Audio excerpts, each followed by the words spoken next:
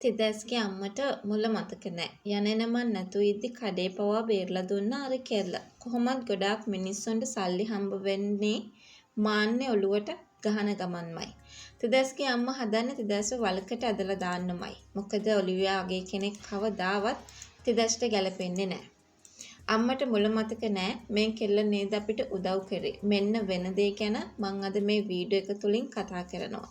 විශේෂයෙන්ම තිදැස් ඒ ගැන අම්මට පසු කාලීනව පැහැදිලි කරලා දෙන විදිය අපිට බලා ගන්න අවස්ථාවක් හිමි වෙනවා කියන ඒ කාරණාව ගැන විතරක් මම ඔයාලට මතක් කරන්නට සූදානමක් තියාගෙන ඉන්නවා කියන ඒ කාරණාව ගැනයි අද අපි හැමෝම මේ වෙලාවෙදිත් කතා කරන්න උනන්දුවක් තියාගෙන සිටිය යුත්තේ කියන ඒ කතාව ගැන විතරක් මම මේ වෙලාවේදී ඔයාලට මතක් කරලා දෙන්න සූදානම් වෙලා ඉන්නවා කියන ඒ කාරණාව ගැන තමයි අද අපි හැමෝම මේ වෙලාවෙත් කතා කරන්නට ඉඩක් තියාගෙන ඉන්නේ කියන ඒ විශ්වාසය අපිට මේ වෙලාවේ කතා කරගන්න ලොකු ඉඩකඩක් තියාගන්න පුළුවන් කියන ඒ කාරණාව ගැන තමයි අද අපිට මේ වෙලාවේ කතා කරගන්නට අවස්ථාවක් ලැබෙන්නේ. ඉතින් පහුගිය කාලීනව අපිට මෙන්න මේ කාරණාව නම් සම්පූර්ණයෙන්ම මතක් කරගන්න ලැබෙන දෙයක් වෙනවා කියලයි මම ඔයාලට කියන්නේ. ඔලිවියා කියන්නේ හොඳ කෙනෙක් නෙමෙයි. ඔලිවියා කියන්නේ අර කුඩම්මගේ දුවනේ.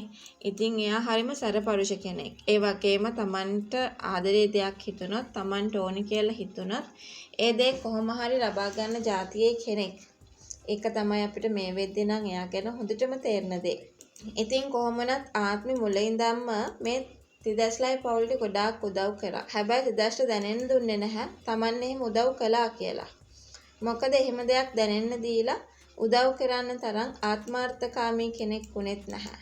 ඉතින් ආත්මි තමයි මුලින් ඉඳන්ම මේ තිදැස්ලට ලොකු හයියකට හිටියේ. තිදැස්ගේ අම්මට දැන් ඒ හැමදේම අමතක වෙලා තිබුණාට ඒ හැමදේම මතක් වෙන කාලෙකුත් එන්න ඉඩ කඩක් තියෙනවා. විශේෂයෙන්ම තිදැස් මේ කසාදයට විරුද්ධතාවය ප්‍රකාශ කරොත් තිදැස්ට මේ තනතුරු මේ බිස්නස් මේ සියලු දේවල් අහිමි වෙන්නත් ඉඩ කඩක් තියෙනවා.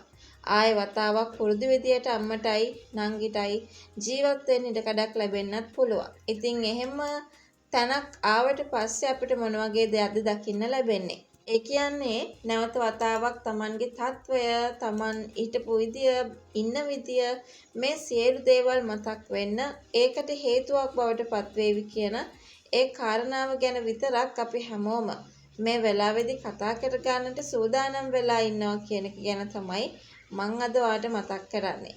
මෙන්න මේ සිදුවීම් තමයි අපිට දැන් ඉස්සරහට ලොකුවටම කතා කරගන්න වෙන්නේ කියන කාරණාව ගැන. අද අපි හැමෝම මේ වෙලාවේ කතා කරන්න සූදානම් වෙනවා.